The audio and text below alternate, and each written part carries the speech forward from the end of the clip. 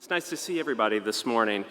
So Holly and I spent a little bit of time yesterday afternoon and this morning, and what we had hoped to do this morning is just articulate some of our observations from yesterday's conversation. And I guess I would start by saying it was obviously a very diverse and very passionate conversation from our perspective. And what's very interesting, I think, for Holly and I is that we both, I guess, are looking at this from an outside vantage point, and I think we found some very interesting themes that we just wanted to talk through this morning with all of you, and then think about how we take some of those themes from yesterday and use them today to kind of springboard the conversation.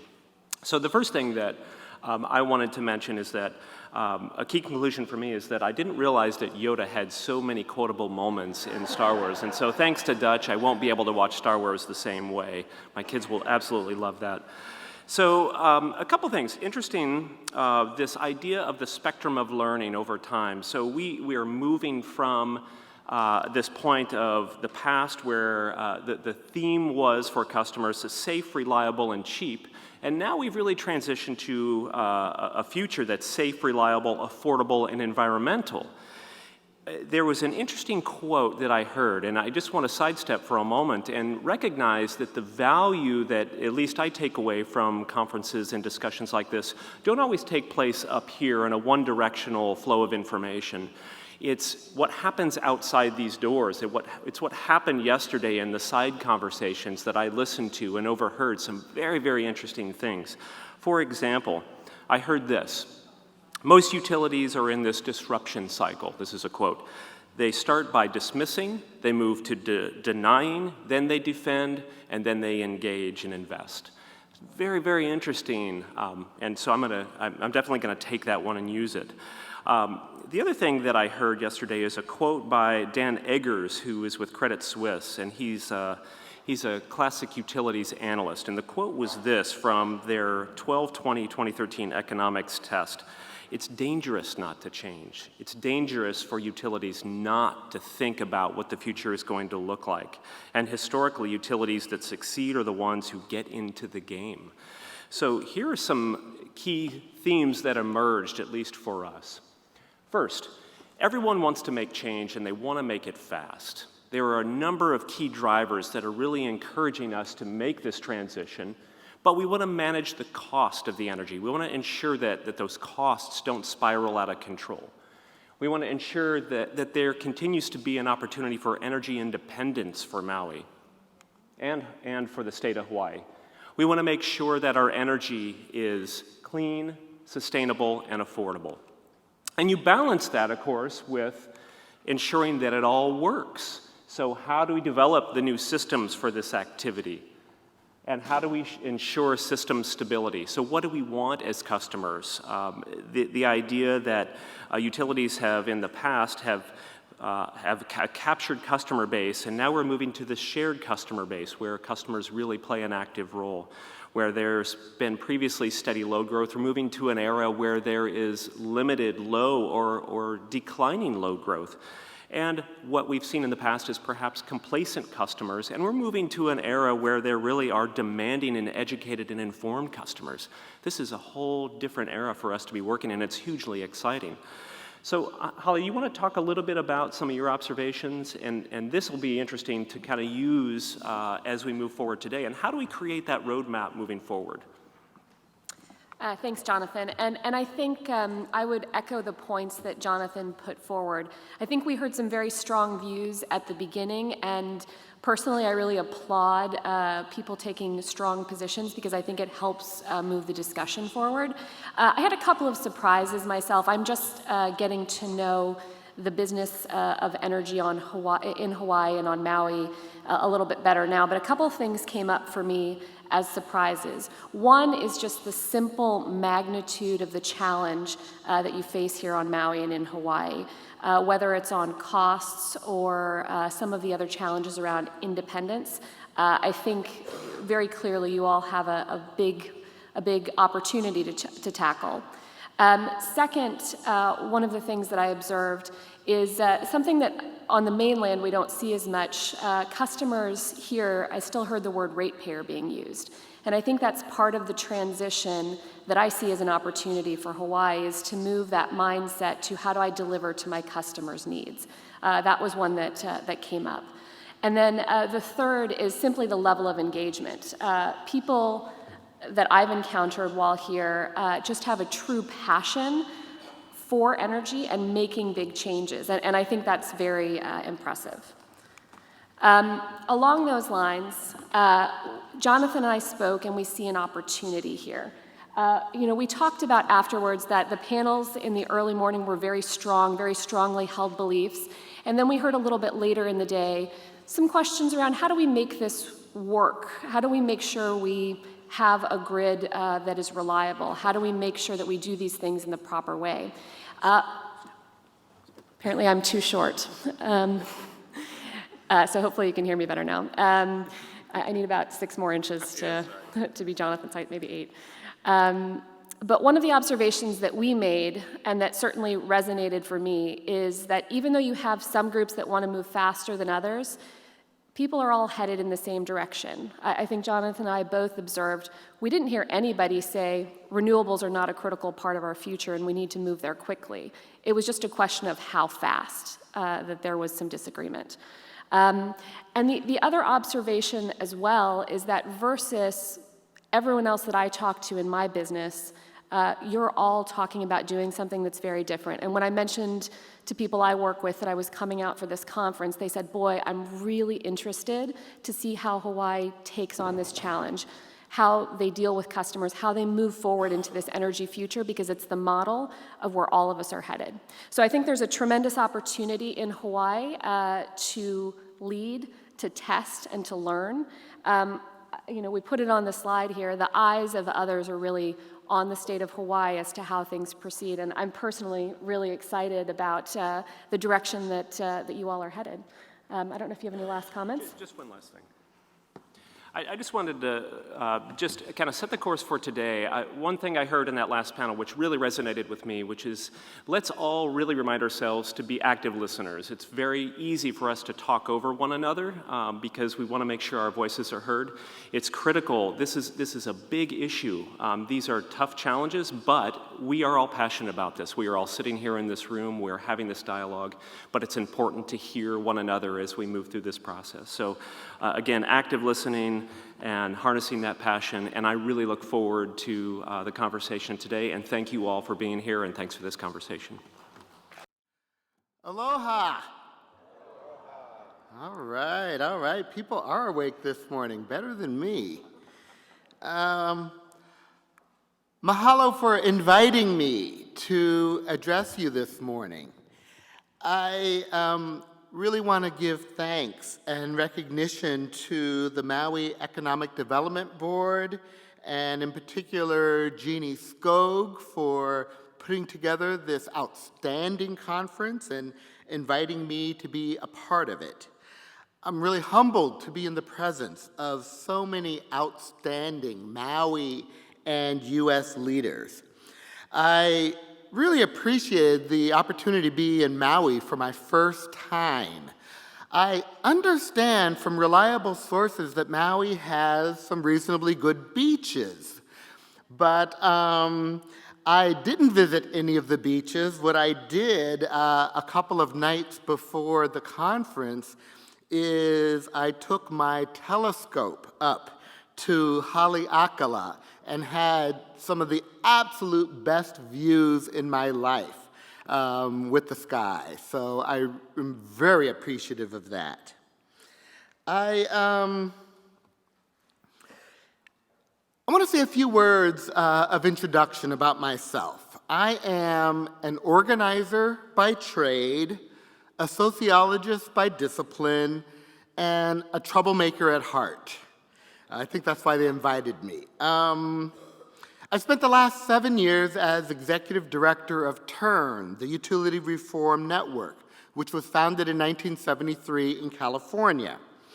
We have a staff of 9 attorneys and 2 analysts who participate in over 100 public utility proceedings annually, representing consumers, ratepayers, We're very active in shaping energy legislation at the state level in California.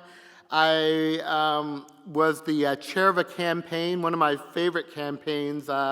We were able to beat a utility company's attempt to kill public power in California through the ballot initiative.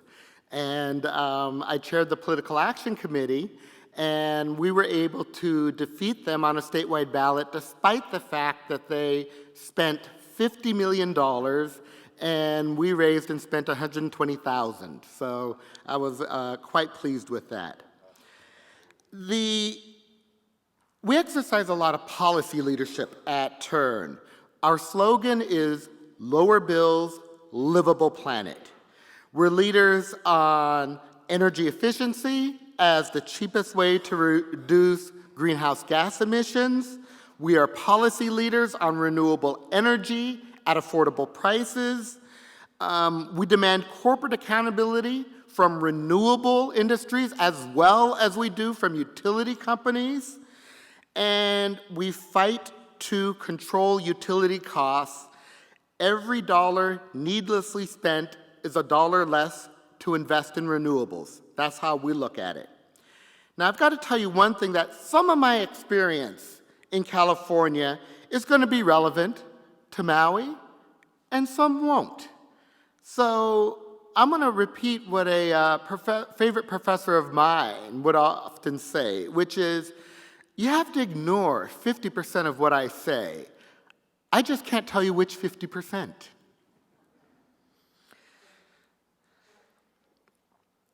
So whenever I put together a little talk, I like to give myself a little title for it. And the title for this one is Climate Affordability: Leadership Challenges for Consumer Champions. Now, I know that's a mouthful, so let me break it down for you. I'm going to be talking about climate affordability, what it means, and why it's important. Next, I'm going to be talking about leadership challenges, identifying key policies that damage climate affordability and policies that advance climate affordability. Then I'm going to talk about what you can do to fulfill your promise as consumer champions. So let's start with climate affordability, what it means and why it's important. I believe that there are two major challenges that face the world today. And we've spent a lot of time at this conference talking about the challenge of climate change and why it's so important.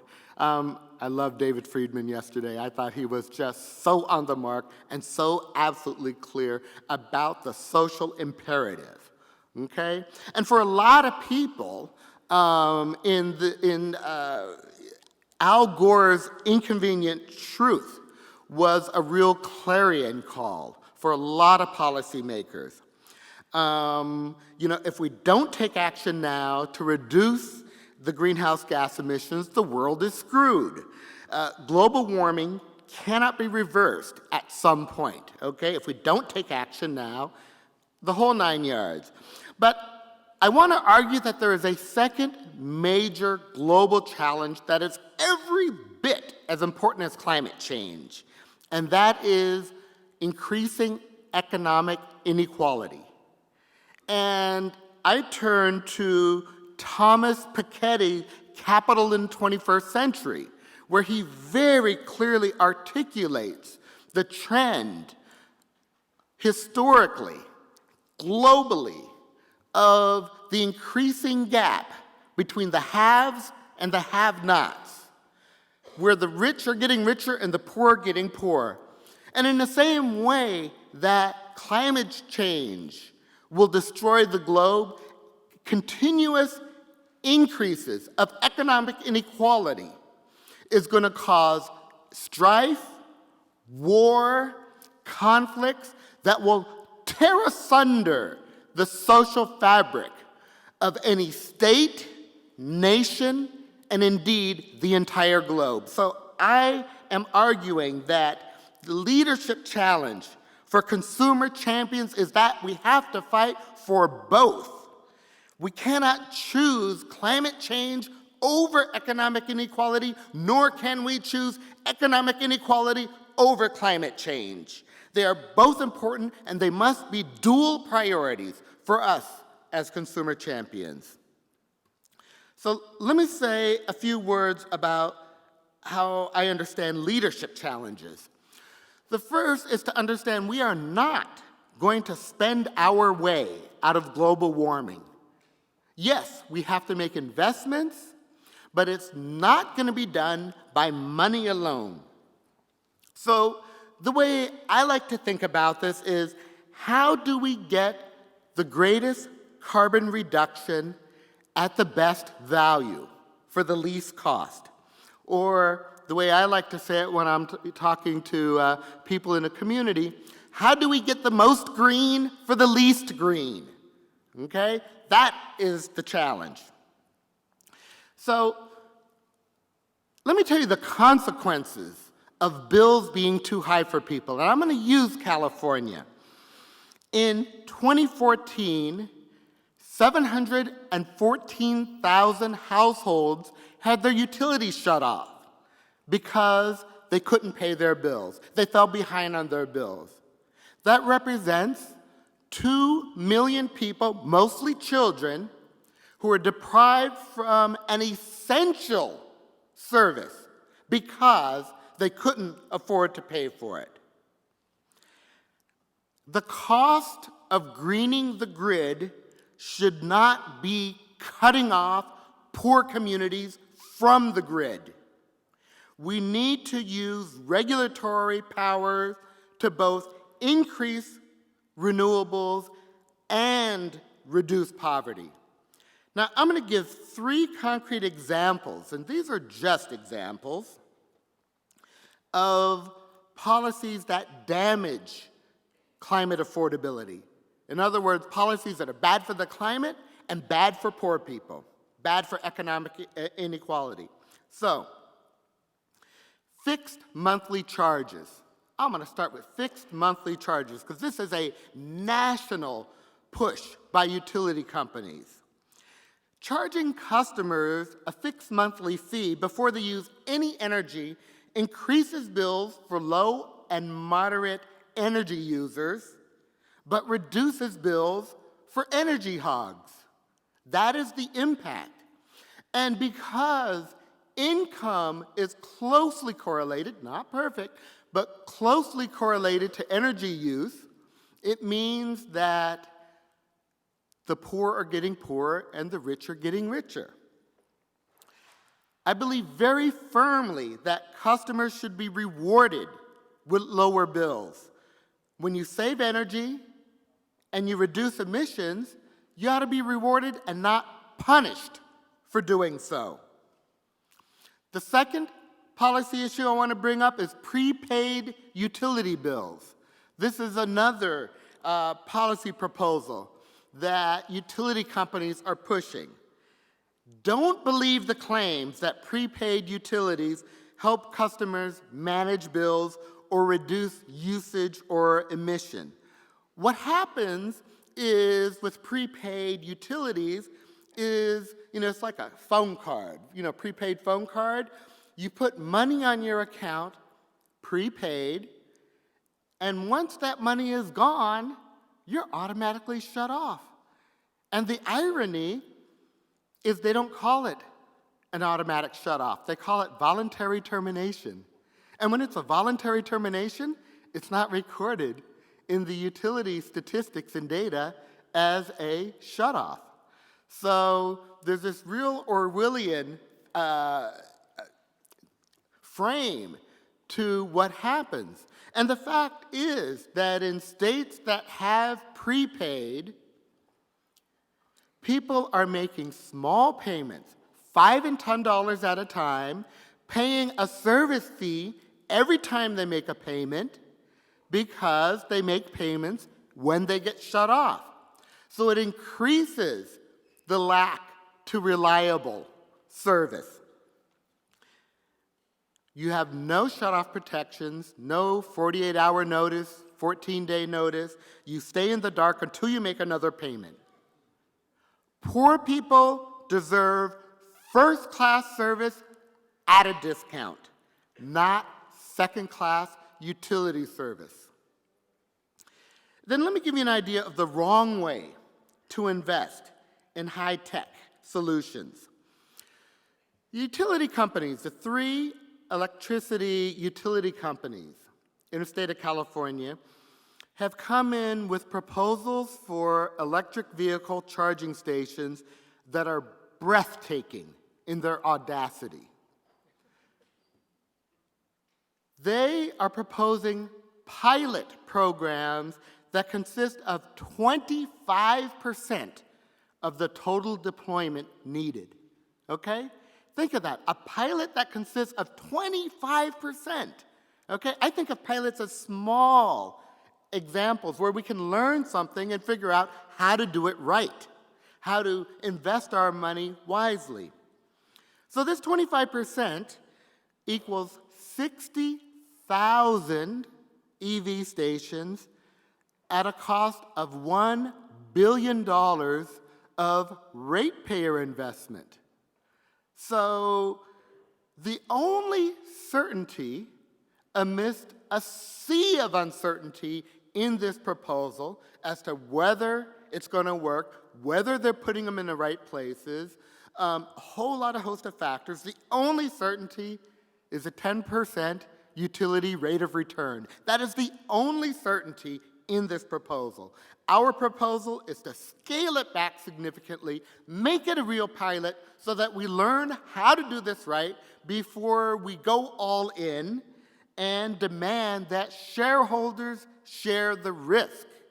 It is not fair to expect ratepayers to shoulder all of the risk for these investments for the future. Shareholders need to pony up their fair share. That's how we make it more affordable. Now I'm going to give the positive, okay? 3 examples that promote climate affordability, because it's always easy for people like me to talk about what we don't like. It's much more challenging to talk about proactively what we do like, what we do support. So what we do like, and this is a feature of California's rate design, is inclined block rates for electricity. And what that means is the more you use, the more you pay per kilowatt hour. So for instance, where I live, which is in PG&E territory, the baseline electricity rate, which is about half of an average residential household, I pay 16 cents per kilowatt hour, which is lower than the 20% average. Okay, so I get a discount for using a low amount. Tier 2, which is the next block, is 19 cents. Tier 3 is 28 cents. And Tier 4 is 34 cents a kilowatt hour. Now, why we like this is because it provides an incentive for conservation. And it gives an essential part of electricity at a much more affordable price. It also provides an incentive for solar rooftop deployment because people get so much benefit by getting out of the 3rd and 4th tiers. So inclined block rates are a great way to reward people for reducing usage, reducing emissions. The second I want to talk about, in California, companies have to pay industries that pollute, that emit carbon, have to pay for that, okay? It's like a carbon tax we have in California. And the utilities will collect the money, and then they have to return it to ratepayers in something called a climate credit, climate dividend distribution. So what the utility companies wanted to do is they wanted to base the rebate on how big somebody's bill was. So that if you had a really big bill, you would get a big rebate, and if you had a really small bill, you'd get a small rebate. Well, what we argued is that everyone should get the same rebate.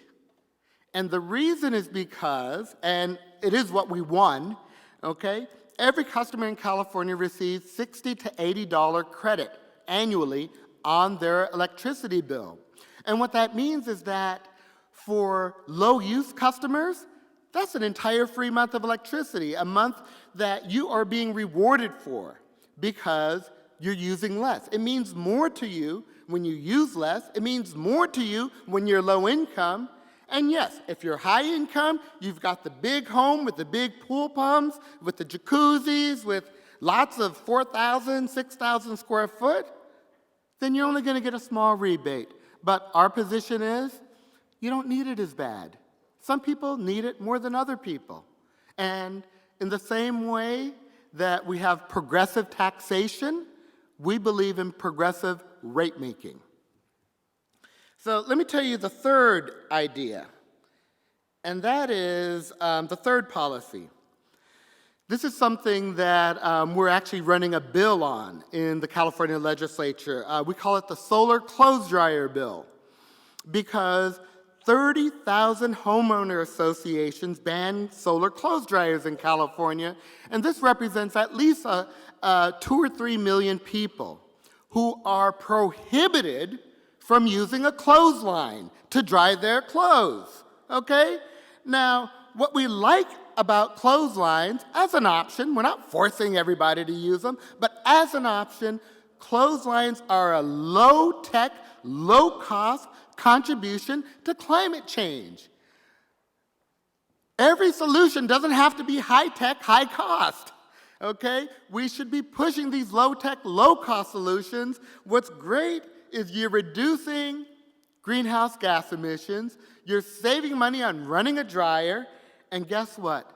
We don't need 1 penny in ratepayer subsidies to implement this program. 0 ratepayer subsidies. It's part of what we like about this. So let's move to my third point, which is what you can do to fulfill your promise as a consumer champion of climate affordability. I'm going to say a quick word about the role of regulation and supporting the critical role of regulation. First of all, there is no such thing as deregulation. That is a misnomer. The dichotomy is not between regulation on one side and deregulation on the other side. It is between regulation to protect the public interest versus regulation to protect the corporate interest. Look at any state that has deregulation, and you will in fact see the list of regulations being as long and as complicated as it is in regulated states. However, they're designed to protect corporations, protect their ability to compete unimpeded with no restrictions or very little restrictions in search of maximizing profits, okay? We support fair market regulation in a public interest that promotes minimum standards for public safety, for sustainability, and affordability. There needs to be a floor, a provider of last resort, someone for people who are screwed to turn to, someone to make sure that nobody gets left out, left behind, and left in the dark. That's why we need strong regulators who have the authority to enforce. The last thing I want to say to wrap up is that to be a strong consumer champion, all of us need to couple the commitment for reducing emissions with reducing inequality.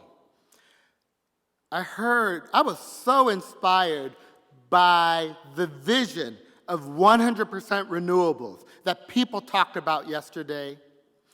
I believe that this vision of 100% renewables needs to be matched with a vision of 100% universal utility service. Thank you. So the first question here is, do prepaid customers receive a climate dividend? My guess, because we don't have prepaid in California now, we've been able to successfully fight it off. is that they probably would because they're still utility customers. It's just that the what the utility companies do with prepaid is they market it to poor people. So if, let's say you've been shut off and you have a big bill and you go into the utility company, or you have a shut-off notice. Well, instead of the utility company making a payment arrangement with you to pay over time, they'll say, hey, we can get you on this utility prepaid, and you don't have to pay a penny, okay? Now, that sounds good to a poor person. I can get turned back on with no money down, free, all right? But as we know, not everything that's free is free. So what happens is that the deal they'll say is, however much you pay monthly, 25% of that will go to your back bill, and 75% will go to your current bill. So that's kind of how people get trapped in it and how they market. It's, we think of prepaid as like check cashing service for low-income communities, or rent-to-own, the same type of predatory practice. So let me go to the second one. Smart meters potentially penalize poor people and those on a fixed income by imposing time-of-use charges during the day when the elderly and fixed-income customers are at home using energy. What is your take on this? I will guarantee you that I will be addressing this in the afternoon in my discussion panel. So stay tuned and show up for that if you want the answer to this. Thank you very much for whoever gave me this question. I could not have written it better myself. You mentioned that shareholders need to shoulder some of the risk, not just the ratepayers. I agree. Given that statement, how much risk should cooperatives take when the customers are the owner's shareholders? And you're absolutely right. It's one and the same. And, I think that cooperatives, municipal-owned, that's a completely different situation because all of the benefits, okay, that come from anything that is invested in by the members come back and are enjoyed by the members. So it's one and the same. What's different about an investor-owned utilities is that when there is revenue that's generated that exceeds the expenses, that gap, that revenue surplus, instead of being automatically reinvested as it is, or shared among the members of a cooperative, is actually diverted to shareholders, to people who own but aren't doing the work. So different thing, and actually are taking very little risk for these investments. What is the statute that enables the California statute that enables intervenor compensation? I don't know the number. Talk to me afterwards. I'll look it up. I'll make a very short. California has a statute that says that nonprofit organizations that represent small ratepayers can get reimbursed for their attorney time and for their expert witness time. And make a long story short, that is why TURN has been able to sustain a staff of attorneys, most of whom have been with the organization for 15 to 25 years, because our attorneys were able to collect. The philosophy is that utility companies pay tens of millions of dollars on their legal teams, on their regulatory staff, arguing in favor of rate increases. And the idea is that they can pay a fraction of a penny to make sure that an array of ratepayers gets represented. Most states have a division or a ratepayer advocate like they do in Hawaii that Jeff Ono heads up. I'm going to be on a panel with him later this afternoon. We have that in California. But with intervenor compensation, it means groups that have more specialized interests, environmental, poor people, people of color, various types of ratepayers, that they can be represented and go deep in their areas of expertise. And it makes for a stronger consumer community because no one group can do it all. I guarantee you, as good as any one group is, no one can do it all. Next question is, do you have a template or checklist that can be used by communities or municipalities to monitor social impacts? One of them is actually to carefully monitor and measure the terminations for non-payment. I think that's a good metric. To monitor the number of termination notices that are sent out. Affordability is often a very amorphous term. What's affordable to one person is not for another. And so what does it mean? I think we need to come up with more concrete metrics that we're already using and use those to measure it. So shut-off notices and shut-offs are top of my list. The other principle I'll just say is I support percentage of income programs that they have in some states because, in truth, I think affordability has very little to do with how much people's bills are. It has everything to do with what their income is. That is how I judge affordability, not by the size of the bill, but by the income that a family has. And the last question I have here, and I think I probably need to wrap up here, is does the tiered structure you describe negatively impact small businesses? And is there a utility you feel is a model for Hawaii? The short answer is the tiered structure I was talking about applies to residential. So small business have a completely different rate design. So it doesn't apply to them. And I think that the model for Hawaii in terms of utility is the one that you are going to build here. Thank you so much for your hospitality. Thank you so much, Mr. Tony. It's always been my belief that the best government managers and directors have had not only government experience, but private sector experience as well. We are very fortunate that our next speaker has a valuable background in both public and private sector positions. Louis Salaveria is a graduate of University of Hawaii with a bachelor's degree in economics. He has worked in the hotel industry, the commercial real estate industry. He has served as a senior budget analyst for the state of Hawaii. And then he was recruited by Kaiser Permanente to become the financial manager for the Hawaii region with oversight of an annual $30 million operational budget and a $60 million capital investment budget. He served in that position with Kaiser for 10 years.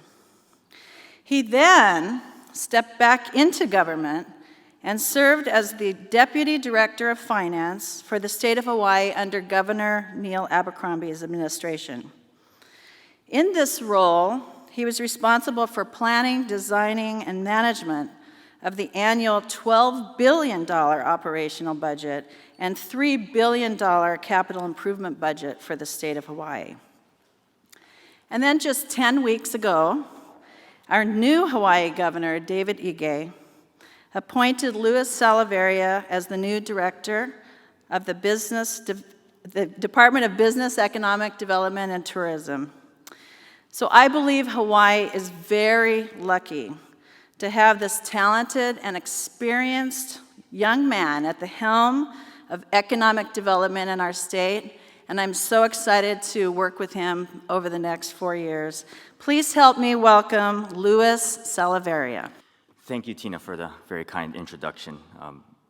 Good morning, everybody, and really thank you for allowing me the opportunity to be here today. It's been a real honor and an absolute pleasure to be a part of the many great conversations, discussions, debates in and outside of these walls over the last 2 days. This morning, I wanted to start by sharing some thoughts about how I see strong policy leadership being a central part to the discussion about energy and the customer.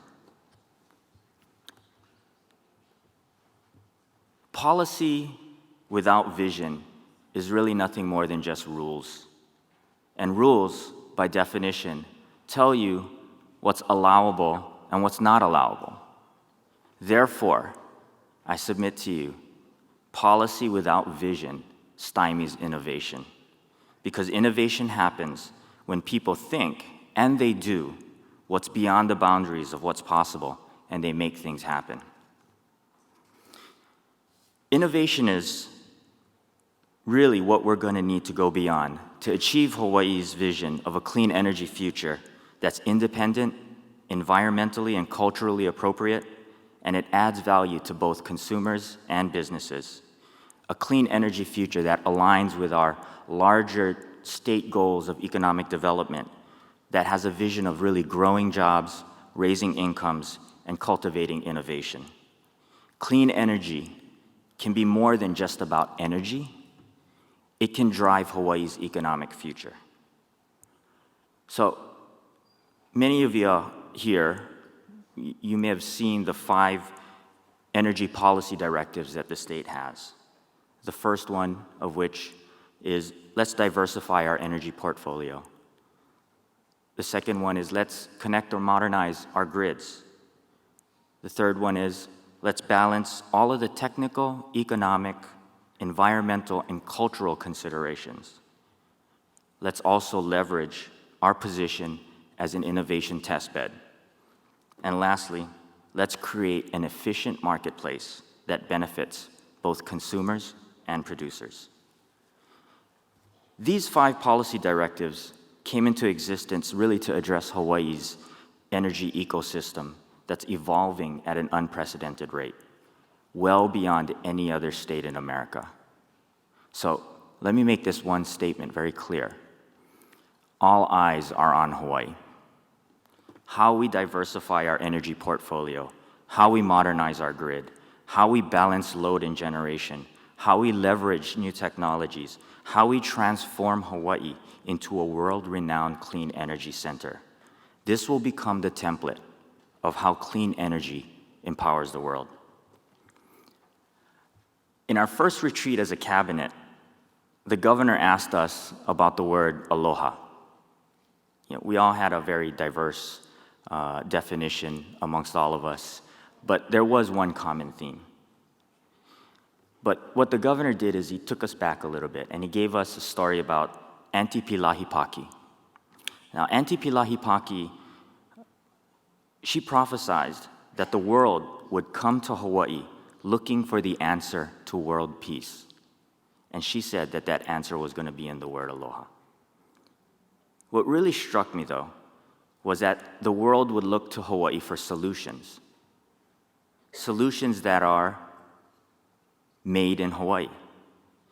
Then I realized that made in Hawaii could be more than just about aloha shirts, macadamia nuts, Kona coffee, pineapples. Clean energy solutions can be made in Hawaii, right here and right now. So coming back to this discussion about how customers benefit when clean energy solutions are made in Hawaii, well, solutions come about when problems exist. And solutions provide customers with choices.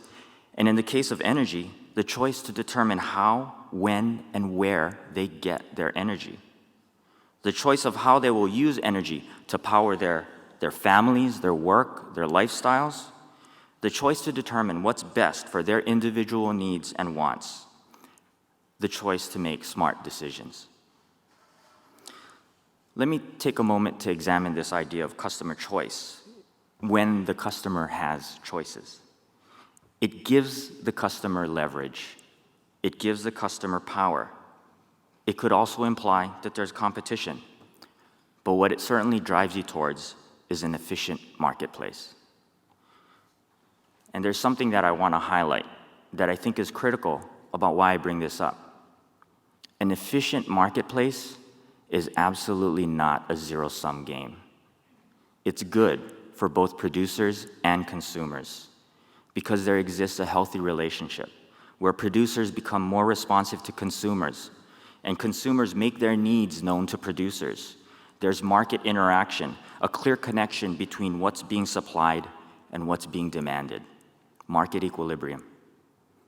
Further, in an efficient marketplace where producers and consumers are also determining the optimal solutions, this will lead us to increased customer choice, more efficient market-driven solutions, and ultimately competitive markets that benefit consumers and customers through more cost-effective and more appropriate solutions.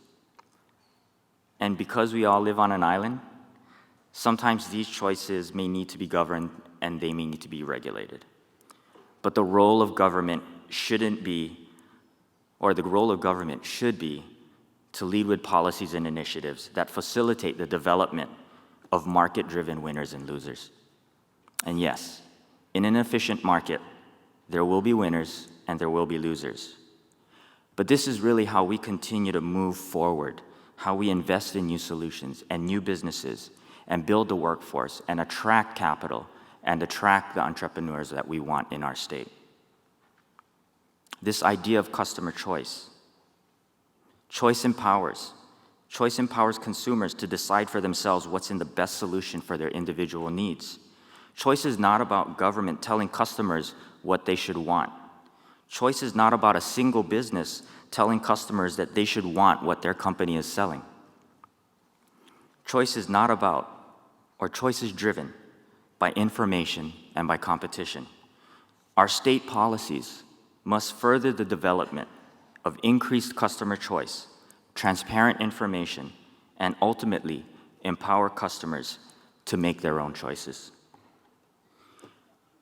An example of choice could be distributed solar versus LNG. It could be large-scale wind or locally produced biofuels, or the choice to install your own battery for your home or for your business, and then you become self-sufficient. They may not be the right choices for you as an individual, but the bottom line, the absolute bottom line, is it's a choice.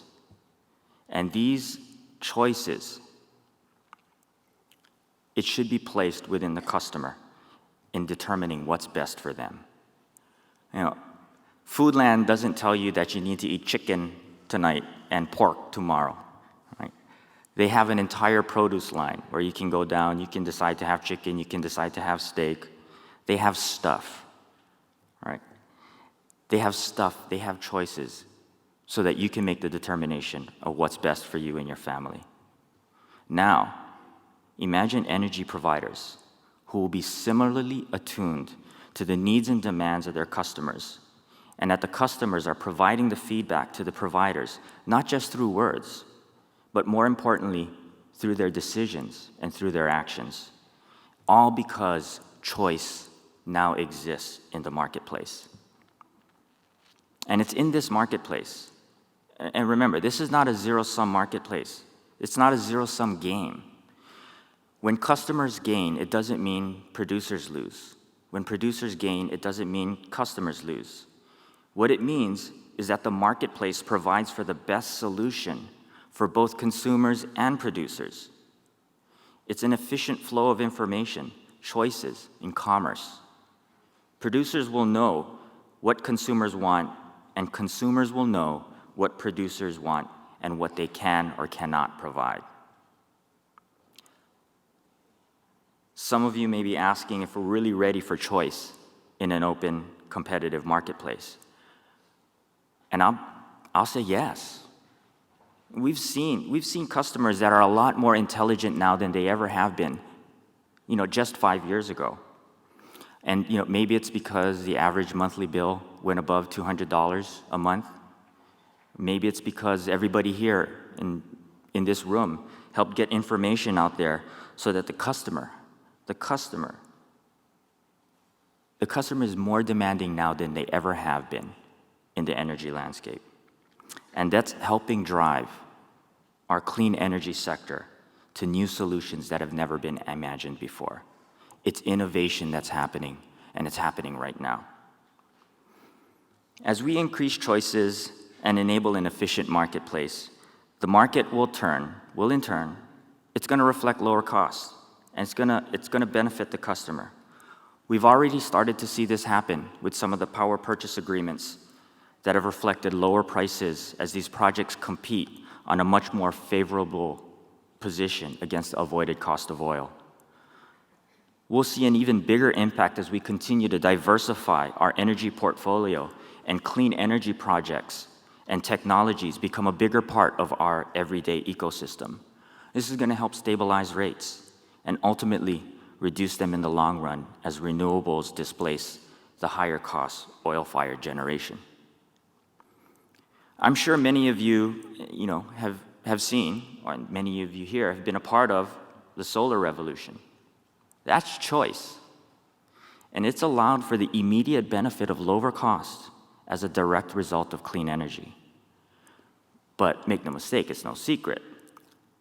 That choice has also brought challenges and debates and arguments about interconnecting to our existing grid. So that's really where policy starts to step in again, and where it comes into play to ensure an efficient marketplace that addresses the two key elements of the customer's energy choices. One is lower costs, and the other is the reliability of service. This may mean increased access to clean energy, but let me be clear, our policy is purposeful in saying that the market should decide and the customer should be a fair and active participant in the market. Government shouldn't make the choice for customers. Government shouldn't pick winners. Government needs to ensure that the policy and vision to create and further that efficient market exists. And one of the biggest things kind of brings me back to my earlier point about choice. Customer choice will drive us toward an efficient market. And what's the one thing that's absolutely necessary when it comes to customer choice? It's innovation. We can't sit on our hands as we expect to continue and further the strides we've made towards our clean energy future. Hawaii is the perfect setting for such a clean energy transformation to occur. Our leadership in renewable energy penetration, coupled with isolated island grids, high energy costs, connections to the Asia-Pacific region, all make Hawaii a uniquely attractive laboratory for clean energy solutions.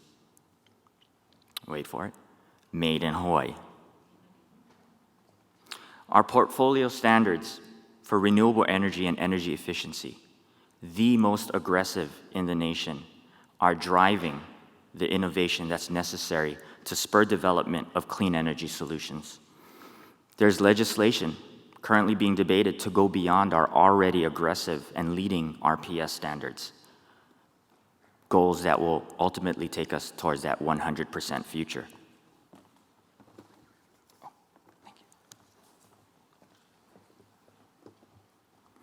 Think about it.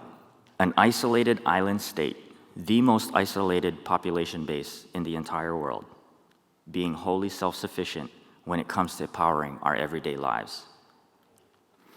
As I talked about the state's vision for a clean energy future, an energy-independent state that's environmentally and culturally appropriate, that's adding value to both consumers and producers, this vision of innovation, it's our vision. And our commitment to clean energy has already attracted entrepreneurs, business people, very, very smart people from all around the globe looking to develop, test, and prove emerging technologies and strategies before going to market. Right here in Hawaii, made in Hawaii. So, as your director of the Department of Business, Economic Development, and Tourism, there's Hawaii Revised Statutes, foundational for me. And what it says is, it shall be the objective of the Department of Business, Economic Development, and Tourism to make broad policy determinations with respect to economic development in the state, and to stimulate, through research and through projects, those industrial and economic development efforts that offer the most immediate promise of expanding the economy of our state. Well, I'm here to tell you, the energy sector, with all of its problems, all of its innovation, but with all of the innovation that's going on, is that most immediate promise. A few weeks ago, I was very lucky. I got to speak in a room full of women in renewable energy. And I told them that I held true to a very ancient Chinese proverb. And that proverb was, you either go big or you go home. The natural economic cycle is going to contract. And it's going to contract in about 4 to 5 years. It's not because we didn't see it coming or we didn't do anything about it. It's just a natural order of economic cycles. We're already seeing it with the tourism industry hitting peaks, construction permitting starting to slow down, and military spending that's possibly on the decline. If we go into the next economic contraction without laying the foundation for true diversification in our economy, then we will have missed a golden opportunity, probably the golden opportunity, to truly transform our service-based economy into one that's independent and, most importantly, knowledge-based. So, folks, we have 4 to 5 years.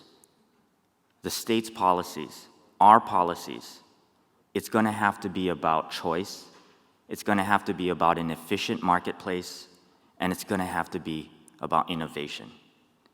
It's really going to have to allow us to go big or go home. Thank you very much, everybody.